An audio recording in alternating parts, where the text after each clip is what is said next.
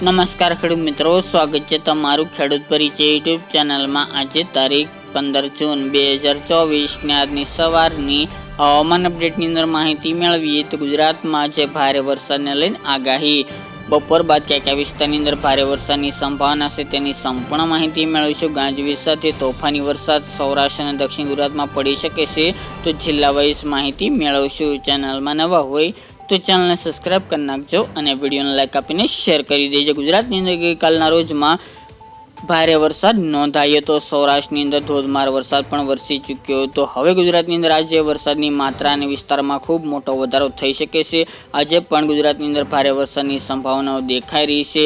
વિસ્તારો વાઇઝ માહિતી મેળવીએ તો ખાસ કરીને ભાવનગર જિલ્લો, જેમાં તળાજા, મહુવા, બગડાણા, જેસર પંથક, અમરેલી, બગસરા, બાબરા એ વિસ્તાર, સાવરકુંડલા સહિતના ભાગો, જૂનાગઢ, વિસાવદર, કેશોદ, માંગરોળ એ વિસ્તાર, રાજુલા, ઉના, ગીર સોમનાથ, કોડીનાર, તુલસીશ્યામ સહિતના ભાગો, રાજકોટ, સાપર, વેરાવળ, જેતપુર, જસદણ, ગોંડલ વિસ્તાર, બોટાદ, રાણપુર, ગઢડા, વલભીપુર તેમજ સુરેન્દ્રનગર, લીંબડી, ભોગાવ, મોરબીના વિસ્તારો તેમજ જામનગરના પણ લાલપુર, ખંભાળિયા, જામખંભાળિયા સહિતના ભાગોની અંદર આજે ભારે વરસાદની સંભાવનાઓ રહેલી છે અને અમુક ક્ષેત્રોની અંદર વાવણી લાયક ભારે વરસાદ પણ નોંધાય તેવું અનુમાન છે। બાકી હળવા મધ્યમ વરસાદી ઝાપટા પડી શકે છે।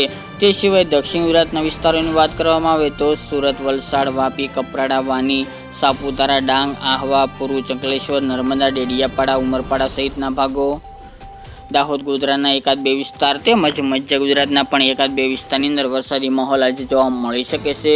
કચ્છમાં પણ ગાંધીધામ, રાપર, ભુજ, ભચાઉ, મુદ્રા, માંડવી, નલિયા, લખપત સહિતના ભાગોની અંદર દરિયાકાંઠાના વિસ્તારની અંદર આજે મધ્યમ ભારે વરસાદની સંભાવનાઓ રહેલી છે।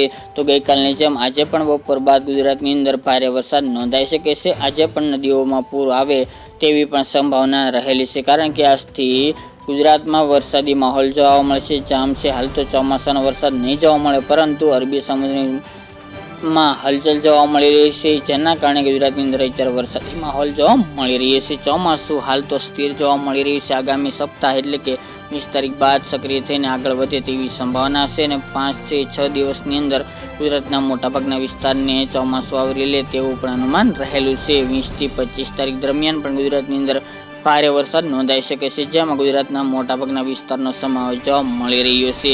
હાલ તો ગુજરાતની અંદર અત્યારે વરસાદની તીવ્રતામાં નોંધપાત્ર રીતે વધારો જોવા મળી રહ્યો છે। આજે તેમજ આવતીકાલે 16 તારીખની વાત કરવામાં આવે તો 16 તારીખ દરમિયાન પણ સૌરાષ્ટ્રની અંદર ભાવનગર, રાજકોટ, અમરેલી, બોટાદ, જૂનાગઢ, ગીર સોમનાથ, પોરબંદર, મોરબી, જામનગર અને સુરેન્દ્રનગર જિલ્લાની અંદર વરસાદની સંભાવના યથાવત જોવા મળશે। દક્ષિણની અંદર પણ સુરત, વલસાડ, નવસારી, તાપી, ડાંગ, આહવા, નર્મદા, વડોદરા, છોટાઉદેપુર સહિતના ભાગોની અંદર વરસાદની સંભાવના રહેલી છે। કચ્છના પણ દરિયાકાંઠાના વિસ્તારનો સમાવેશ જોવા મળી શકે છે। મધ્ય પૂર્વ અને ઉત્તર ગુજરાતની અંદર ખાસી કોઈ શક્યતા જણાઈ રહી નથી।